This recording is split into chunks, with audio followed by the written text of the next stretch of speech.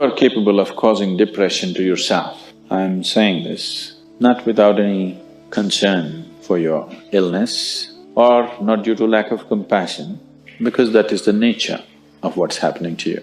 If you're causing depression to yourself, you are able to generate substantial amount of intense emotions and thoughts, but in the wrong direction.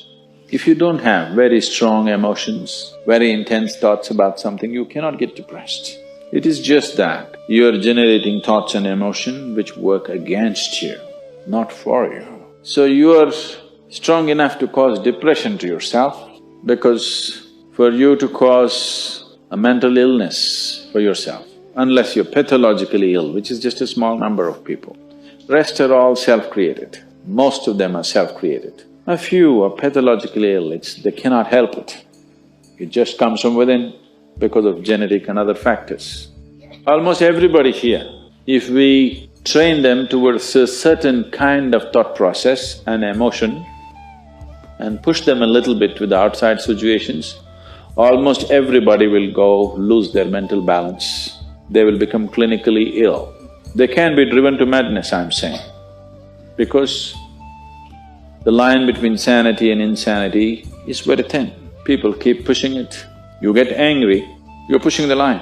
It's a thin line. In fact, when you get angry, you know you're pushing the line. That's why the expression, "I was mad at somebody." You're not mad at somebody, you're just going mad. You cannot be mad at somebody.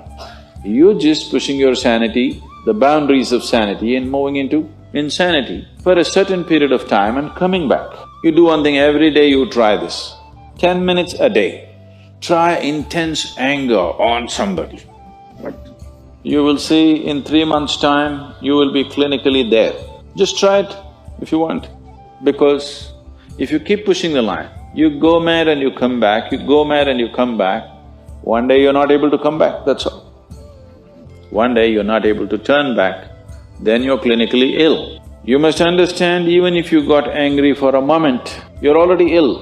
Maybe you don't get the certificate of diagnosis. They don't slap a certificate on you that you're gone, but you are going, isn't it?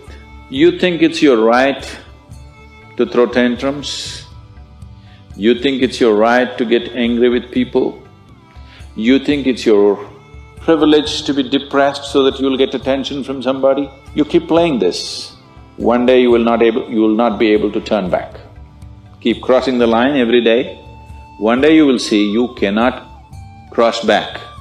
That day, you need a doctor. Till then, everybody needed a respite from you, but the day you can't cross back, they get the respite because now they can catch you and give you to a doctor. Otherwise, you're temporarily going mad every day, many times a day. They cannot even send you to an asylum, they have to bear with you, your family, your friends, your people around you. If you get at least truly clinically ill, we can hand you over. There's one temple in Tamil Nadu, you know, where they chain you and keep you. Where there's no hospital, no psychological for ailments, there's no hospital. There is a temple that somebody created which is supposed to push people back into sanity. So, families just take them and leave them there, they're shackled and left in the temple. You give them some money, they'll feed you, and you're just there like an animal, tied up. I think if hospitals were run like this, a lot of people wouldn't go crazy. They would maintain their sanity. Right now it's too deluxe. If you make hospital extremely comfortable, it'll become an incentive to become sick. And you have incentives in your life to become ill. Right from your childhood, you got the maximum attention only when you fell ill. When you are happy, they screamed at you. When you squealed in joy, they screamed back at you, adults. Then boo-boo, boo-boo, boo-boo, boo-boo. When you are a child, physical illness is good because you'll get attention from your mother and father and everybody around you, and you don't have to go to school on that day. So you learn the art of falling physically ill. But once you get married, you learn the art of becoming mentally ill.